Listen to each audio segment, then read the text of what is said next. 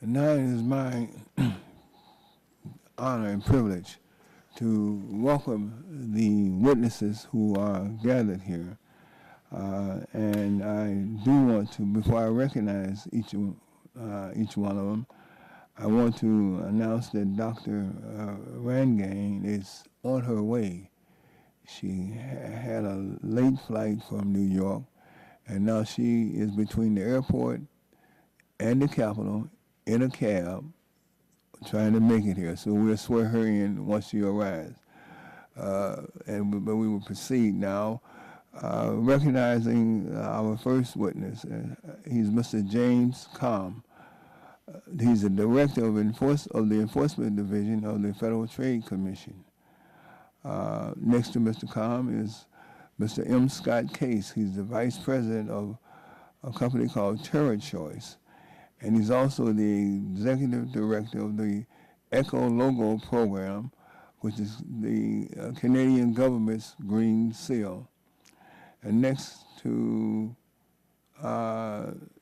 Mr. Case would be Mr. Darrell O'Rourke. Dr. O'Rourke, rather, is an associate professor who comes from California, from the University of California at Berkeley.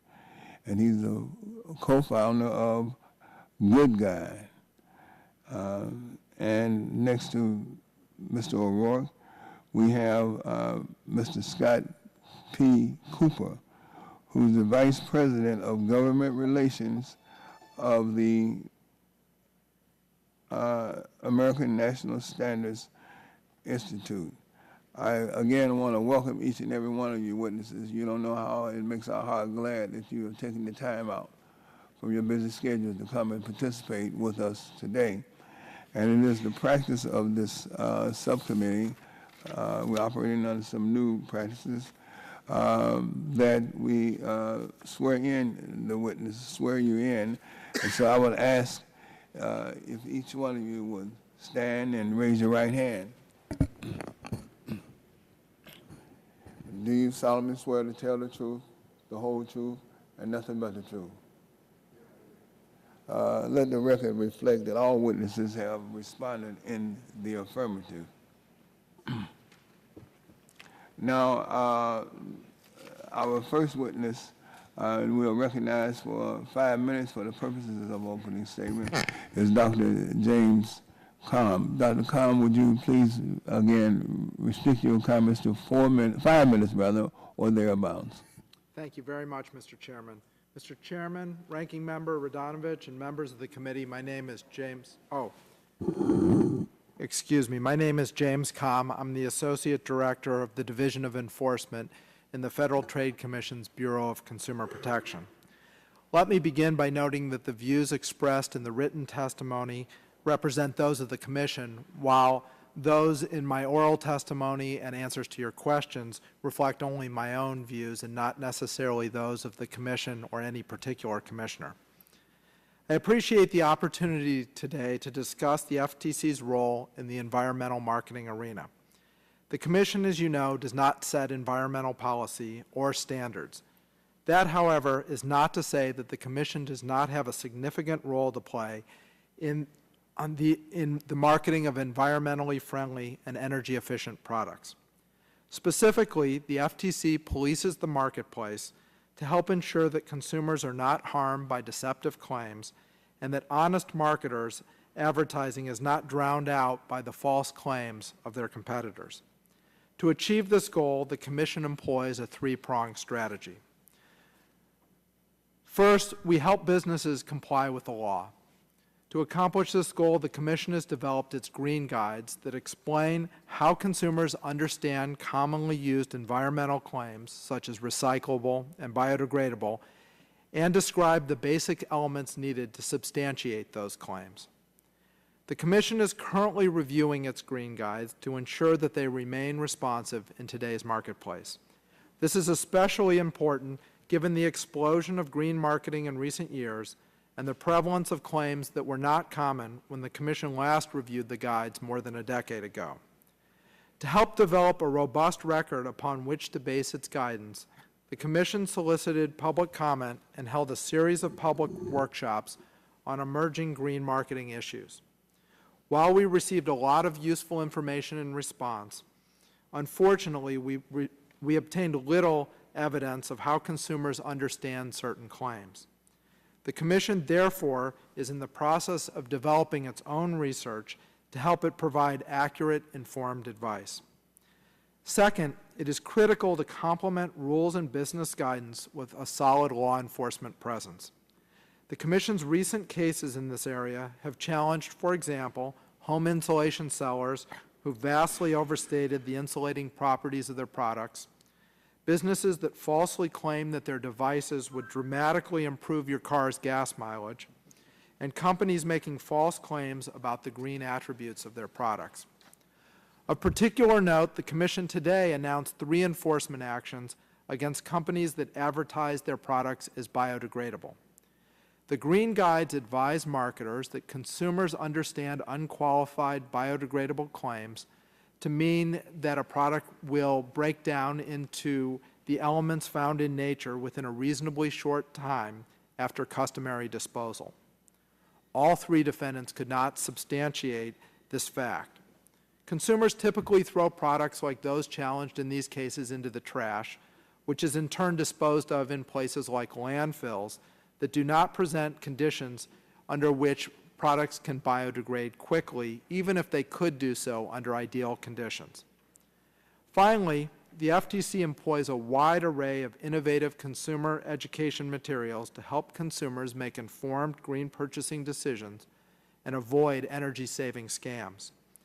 For example, our interactive website, Saving Starts at Home, offers tips to help consumers conserve energy and save money in almost every room of their homes. In the virtual kitchen, for example, consumers can learn about how to use our energy guide label to select energy-efficient appliances. In the attic, they can find tips on choosing insulation, and in the trash room, they can encounter explanations of terms like recyclable and biodegradable and the meaning of common environmental symbols. Continued consumer interest in conserving energy and protecting the environment will no doubt result in continued environmental marketing. The FTC, therefore, will continue its efforts to ensure the truthfulness and accuracy of these green claims. Thank you for providing the Commission an opportunity today to appear before the committee and describe our work. I'll be happy to answer any of your questions. Thank you.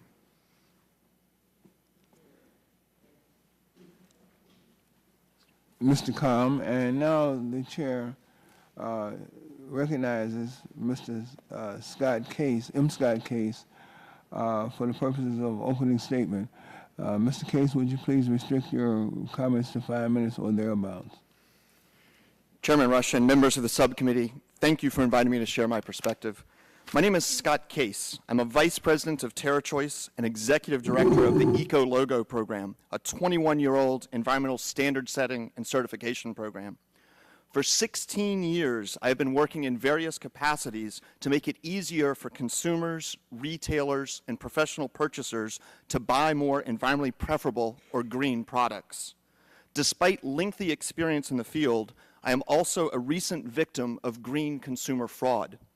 In 2007, I bought a $2,500 LG Electronics manufactured refrigerator because it claimed to be ENERGY STAR compliant.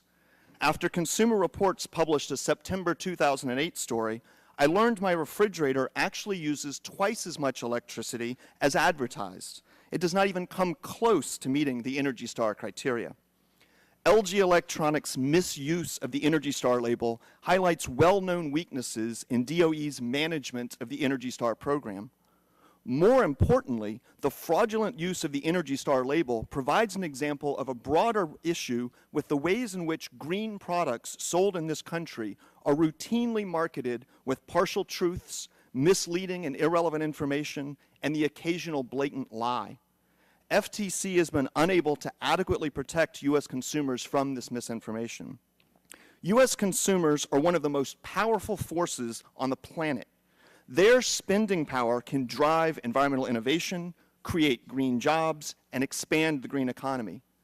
This market-based environmentalism, however, is dependent on consumers having accurate, reliable, and relevant information about the products they buy. U.S. consumers want to buy greener products, but they are confused by competing environmental claims, unsure when a claim is accurate, and increasingly skeptical of all environmental claims. The current system is not working. Greenwashing is rampant, FTC is not equipped to define green, and the United States lacks a single unifying label to make buying green easy. LG Electronics' misuse of the Energy Star label is an extreme example of greenwashing. Greenwashing ranges from blatant misrepresentation to telling only partial truths about a product's environmental impacts. According to the sins of greenwashing, more than 98% of products making environmental claims make at least one questionable claim. Manufacturers are making misleading claims because they lack clear guidance about what claims are legitimate and what kind of evidence they need to support their claims. As a result, U.S. consumers are spending their money to buy environmental benefits that might not exist. FTC recognizes the problem. It has been working diligently to improve its environmental marketing guide, which was last revised in late 1998 or 99. I was able to provide my insights into their process. I remain very hopeful that FTC's revised guide, combined with the necessary funding to support enforcement, will help reduce greenwashing. While incredibly beneficial, I think FTC's actions are only part of the solution. FTC lacks the relevant environmental expertise to address the most fundamental question: how does one identify an environmentally preferable product? This question is being addressed by a variety of EPA departments with narrowly focused attention on single environmental issues. One part of EPA focuses on energy-efficient products, another focuses on less hazardous products, another looks at water-efficient products. EPA's silo-based approach is understandable given the agency's organization. With the exception of the Environmentally Preferable Purchasing Program that focuses narrowly on federal government purchasing, no one at EPA is looking holistically at the issue.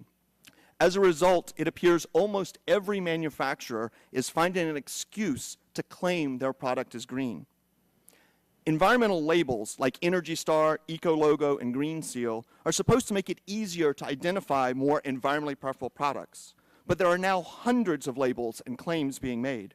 According to the 7 sins of greenwashing, 22% of products making environmental claims include a certification-like label that has no apparent meaning. As the title of this hearing suggests, it is too easy being green. Some enterprising companies sell a green certification for a fee. They proudly advertise that they can certify a green product or business without reviewing the product, without visiting the business, and without requiring any testing. All one has to do is pay as little as $150, credit cards accepted. How is my mom in Charlotte, North Carolina, supposed to keep track of hundreds of environmental labels to know which ones are meaningful? I have 16 years of experience with this issue, and I regularly run into claims that I've never seen before. To address these challenges, I recommend the following 3 items. Direct FTC to require every environmental claim to be supported by publicly available proof.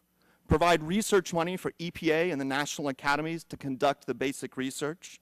And establish an EPA office to launch a voluntary, non-regulatory environmental leadership label. Launching a single label would provide benefits similar to the way the USDA organic label united multiple organic standards. Having a single label will make it significantly easier for my mom to identify greener products, the same way Energy Star made it easier to identify more energy-efficient products. In conclusion, market-based environmentalism only works if manufacturers and consumers have the tools to make intelligent decisions. I encourage the subcommittee to direct or endorse the development of the necessary tools. Thank you. The chair thanks the gentleman. Now it is my pleasure to recognize Dr. Darrell O'Rourke for 5 minutes for the purposes of opening statement. Chairman Rush, members of the committee, thank you very much for the opportunity to testify this morning on green marketing claims and the very important underlying issues of public access to accurate information on the health and environmental impacts of consumer products. My name is Darrell O'Rourke. I'm a professor at the University of California at Berkeley and also the co-founder of a for-benefit company called Good Guide, which I'm here today representing. My research focuses on global supply chains and better ways to monitor and measure the impacts of those supply chains to deliver information to consumers here in the U.S. on the full environmental, social, and health impacts of the products we consume. We have found in our research, and the reason I'm here today, is that our current system of information available to the public is incomplete at best and actually confusing or deceptive at worst. The public either has little information on critical aspects of product choices, such as ingredients within household chemicals, fragrances, electronics, or they have questionable information, such as green claims about a product being natural or eco-friendly, as the chairman mentioned. For markets to function efficiently, we need good information and low transaction costs in accessing that information. Today, we have the exact opposite. We have very poor information and very high costs for the public to access that information. I want to make three very simple points today. First is the public wants to know this information. They are seeking this out. They want to know it. The second is there's a huge gap between what the public wants to know and what they can currently access. That leads to, I think, a number of problems which other people have spoken about, which I'll talk about one case. And the third is I think there's a current opportunity right now for this committee and the FTC to make a significant step forward in improving transparency in consumer markets and improving market functioning through a couple simple steps. From our research, we have found out first that consumers do want to know this information. Very rapid growth in concern among the public about what they are putting in, on, and around their families and themselves. This is driven partly by a stream of continuous scandals, quite frankly. Lead in toys, melamine in baby formula, salmonella in peanuts, almost one a week that we're seeing now in the press showing up, leading consumers to ask, where are our products made, how are they made, under what conditions, and what are the impacts for our health and the environment. A number of national surveys, which are in my written testimony, discuss even in this economic climate, we're seeing increased demand among the public to buy greener, healthier products. Even among a very broad spectrum of the consumer population, Walmart released a study of their consumers showing 57% of Walmart customers concerned about the environment wanting to make environmentally friendly purchases. This is not a left-right, Democrat, Republican, high-income, low-income issue. This is across the board. Parents in the U.S. want to find safe, healthy products. At the same time, as Mr. Case mentioned, there's a very fast growth in product claims, which I think are quite questionable, and consumer marketing, which is quite questionable, going up against these demands for the public to know. The public wants to know if products are safe and healthy. They want simple advice on choosing products to bring into their homes. They also want to know detailed information as their education level grows about ingredients of concern, carbon, other issues that they are increasingly concerned about. In our research, we found health impacts. To Congressman Castor's point, health is the #1 issue of concern among our users in our research. That relates to potential cancer risks, other long-term health hazards, and nutritional impacts of food products. They also are concerned about environmental impacts, again related primarily to their health and their family's health, toxic releases, hazardous waste, and even climate change often comes back for consumers to a personal or the health of their grandchildren and their family. Despite these demands for this kind of information, more and more consumers wanting this information, almost impossible for consumers to get this information, even with dozens of hours of research online, and completely impossible in stores as they look at products and look at the product claims. Let me just talk about one example, which Chairman Rush mentioned, the growth in green cleaners and the demand for green cleaning products in the U.S. These are quite harsh chemicals that we bring into our house every day that are on our floor, that are on our plates, that are in the air around our families. Consumers want to know whether these products are safe and healthy. With the rapid growth in these products, there's also been a rapid growth in claims around these products that they are safe for kids, pets, the environment, they are non-toxic, they are natural, they are biodegradable. And at the same time, almost none of these companies disclose the ingredients in these products. They make claims without disclosing what's actually in them. So a claim like plant-based or natural is meaningless unless we know the actual ingredients, the actual chemicals derived from plants or other natural sources or petroleum to know what's in them. Over and over we see in our research personal care products, again, words like fragrance from essential oil. Sounds environmental, sounds natural, but we don't know the actual chemicals, which may include chemicals like phthalates, that are endocrine receptors, chemicals of concern, but that are masked underneath these product labels. Toys also, we're seeing more and more claims about green toys, healthy, safe toys, and again, we don't know what's in them. We don't know what the plastic is made out of. We don't know if there's phthalates, again, or other problematic chemicals. There is an opportunity, I think, now, from these gaps for this commission and for the FTC, I think, to move forward on disclosure. The first is that information should be disclosed on key life cycle impacts. We need to know the key material pieces of information about a product, not vague, irrelevant claims, but what actually matters. The second is that companies should publicly disclose the ingredients in their products before they make any environmental or health claim about those ingredients. The information should be scientifically precise and verifiable and available on the manufacturer's website at a minimum, on the packaging ideally. And this information over time should be verified by third parties. To sum up, I think Chairman Rush and the committee, there's a huge opportunity right now to remedy a failure in the marketplace of information, to move and motivate increased transparency among industry, and ultimately support innovation in our markets that will lead to development of cleaner, safer, healthier products that are better for our health and better for the environment of the United States. Thank you.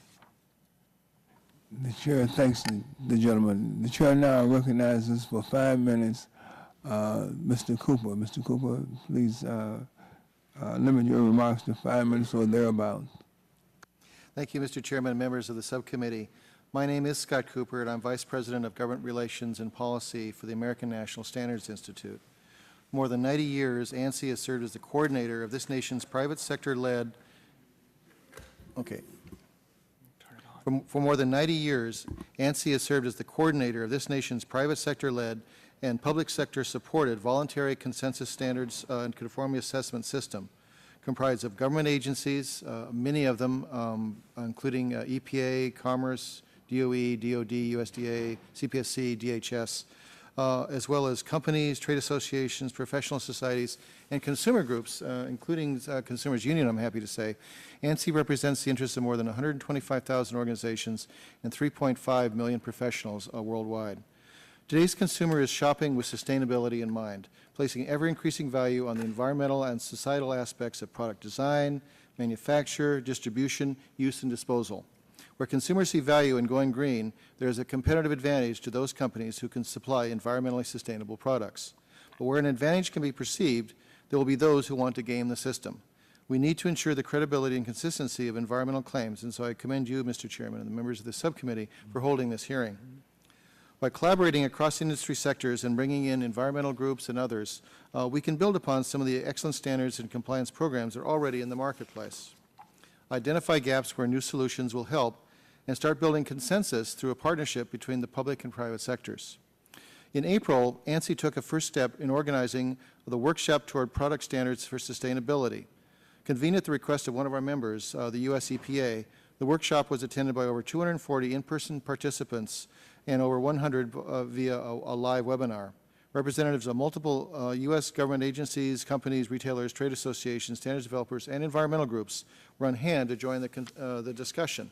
And one of I think the great takeaways from that discussion was I think people are ready, all groups of people involved in this are ready to take a step inward and try to find ways of working together. In the coming weeks, we expect to release the final workshop report, which will detail the discussions and recommendations that came out of the meeting. In the meantime, I'd like to share a few of those messages that we heard from attendees. First, consistent and globally accepted terminology tops the list of needs, and I think that that's also been described by other witnesses. There is a consensus that terms like attribute and certification need to be interpreted, are now interpreted differently by consumers and standards developers and government industry. We need to bring consensus to that process. Second, standards need to be clearly written so they can be effectively used for reliable certification. The marketplace needs claims can be substantiated so consumers can reward good performance with their purchasing power. And finally, participants saw a clear need for an overarching body that will coordinate and guide the process going forward with input from both the public and the private sectors. As part of our mission, ANSI is proud to facilitate problem solving through a number of public-private partnerships. The workshop is just the latest example of ANSI's many issue-driven coordination activities, which include partnerships with other agencies such as HHS on healthcare information technology. We worked with the CPSC and this committee on toy safety, with EPA on water conservation, with DOE and NIST on developing maybe the next generation of nuclear civilian power plants. A number of other issues that we think are sort of front and center to the public policy formulators in this committee and other places. As the voice of the U.S. Standards and Conformity Assessment System, ANSI is actively engaged in accrediting programs that assess conformance to standards for a number of different industries. There are many conformity assessment activities applied in today's marketplace, including accreditation, certification, inspection, registration, supplier's declaration, and testing, all of which are important in sort of this holistic approach toward issues like green claims. As an independent third-party process, ANSI accreditation helps to promote best industry practices while reducing the need for government agencies to individually monitor conformity assessment organizations. ANSI is currently offering accreditation services in a variety of conformity assessment areas that are directly related to sustainable products and practices, including greenhouse gas emissions, sustainable forestry, environmental management system, as well as in food and agriculture. Third-party accreditation demonstrates conformance, verifies competence, and strengthens consumer confidence in product, people, and services. We feel strongly that it has an important role to play in the success and credibility of environmental labeling efforts. Mr. Chairman and members of this subcommittee, I think we all can agree that labels and communications to consumers about the degree to which products, people, and services address sustainability need to be uniform, transparent, and comprehensible. In order to make this vision a reality, we need to have more efficient use of standards and conformance resources, some of which are already in place, and we need to identify every gap that does exist. We also need to bring to bear new human and financial resources that can strengthen existing systems while satisfying future needs. I think that we see from the work of the FTC the idea that first do no harm. I think we also need to look at sort of what can we do to advance the cause for good environmental claims. I think both need to be done at the same time. Government and industry need to work at a single purpose if we are to define fair green claims marketing practices. ANSI stands ready to coordinate the public-private partnership and help and make the next step toward a meaningful solution to the challenges associated with standards and compliance programs that address environmental and societal impacts. Thank you, and I welcome questions. The Chair, thanks, gentlemen. Now it is my pleasure to welcome our witness who we announced earlier was en route. We have with us now at the witness table Dr. Dara O'Rourke, who is an associate professor of the University of California at Berkeley. And no, I'm sorry, I've already, yeah. Let me start all over again. Dr. Urvashi Rangan is the director of the technical policy at the Consumer Union. Dr. Rangan, it's certainly a pleasure to have you here before us. And as I have done with the other witnesses, I would ask that you stand and be sworn in before you begin your testimony. Do you solemnly swear to tell the truth, the whole truth, and nothing but the truth? Let the record reflect that Dr. Rangan is responding affirmatively. Now, we'll recognize you now, all in one fell swoop here. We'll recognize you for 5 minutes for the purposes of opening statement. Thank you so much, Chairman Rush, and members of the subcommittee. It was wheels off, and we did take off from New York, so I'm really pleased to be here. My name is Urvashi Rangan. I am Director of Technical Policy at Consumers Union, the nonprofit publisher of Consumer Reports magazine. I've been with the company for just about 10 years now. I'm an environmental health scientist, and I provide technical support to our research and testing and helping develop our advice and policy recommendations, as well as advocacy initiatives on a wide array of environmental and public health issues. I also have been directing our free green public service website, greenerchoices.org, which disseminates a wide range of reports on the green marketplace, including an eco-labels database that gives consumers our evaluation and ratings of more than 150 environmental claims, including those found on food, personal care products, and cleaners. We also advocate for strong labeling standards across a wide array of products. There are broad and specific challenges in defining a fair green marketing place, and we believe that the government does have a very important role in guiding and protecting this marketplace.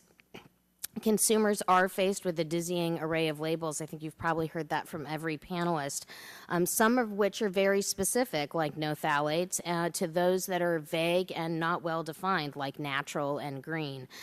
This marketplace is incredibly confusing for consumers, and it's often filled with a lot of noise that can be misleading and at times deceptive. Often consumers are presented with claims that sound better than they are: carbon negative, which has minimal standards or none; natural, no, non-toxic, while there are also meaningful, certified, credible labels to choose from. Of the certified label programs, there are several viable business models, including public, private, nonprofit, and for-profit, that may or may not be of interest to a particular consumer. Some claims have comprehensive standards behind them with robust verification, like certified labels, while many do not, like general claims. That can voluntarily be made by a manufacturer. But it is virtually difficult to impossible for a consumer to make an accurate assessment of what type of green claim they are being faced with in the marketplace. The Federal Trade Commission's role in reducing deceptive marketing practices is necessary and should be broadened. At the same time, the baseline for good marketing practices and minimum standards for common claims should be established. Consumers are currently faced with this huge learning task that better guidance and regulation could reduce. Requirements for transparency and standards and product information, as Professor O'Rourke mentioned about ingredient lists and full disclosure, should be standard for all products sold with green claims. Government regulation and guidance, again, would be helpful in maintaining these universal requirements for credible green marketing practices. We've been rating the meaning of green claims for consumers for the last 10 years. We measure the value of green claims over the conventional baseline. I have this in more detail in my written testimony, but quickly we assess how meaningful the labels are. We look at standards. Are they credible? Have they moved over time? Do they evolve with time? Verification, consistency in meaning from product to product, transparency, not only of the standards, but of information about the certifying organization, stakeholder input, that is the opportunity for all stakeholders to have input into the standard setting process, but also independence, which is that once all the input has been sought, we believe the best labels are those that are defined by an independent body and judged upon by an independent body. In evaluating these claims, we provide consumers with comparative rating snapshots, and I also presented at the American National Standards Institute a presentation and can also submit that in for the record as well. Based on our experience of rating and monitoring claims, we've identified a few trends. Comprehension and accessibility are challenges for all green claims. Whether they are specific or broad, the maintenance and evolution of standards must be addressed over time, and consistency across different product categories can also be a challenge. The ability to respond and incorporate emerging marketplace issues, whether it's phthalates, bisphenol A, whatever the flavor of the day is, it's another hurdle for label standards and programs. All of these standards can be addressed with the increasing complexity of the label. A few recommendations from us are: one, we feel that the government can play a role in eliminating or better defining meaningless claims in the marketplace. So voluntary claims like natural or carbon negative or non-toxic or even free range, if you can believe it, don't have standardized meaning. They don't mean much for consumers. We just prefer to see those labels gone from the marketplace altogether in order to increase the opportunity for credible labels to actually succeed. We think that there should be baseline practices set for all green marketing claims, that there should be a floor for transparency, there should be full disclosure, and we think that government labeling programs, so this is where the government decides to take on a labeling program, really ought to meet the highest standards out there for credibility in order to give the highest level of assurance to consumers. There are several government-based labeling programs that could use a boost at this point, whether they're the myriad of programs at EPA which have varying transparency and verification requirements, and also whether it's the FTC overseeing some of those labeling programs that are going on in the other agencies. Things like no antibiotics, natural, fragrance-free, these don't have properly defined meaning, and yet they are overseen by our government agencies. We think that the FTC has a broader role to play in the oversight of those labeling programs as well. Thank you. The chair thanks Dr. Rangan. The chair thanks all the witnesses now.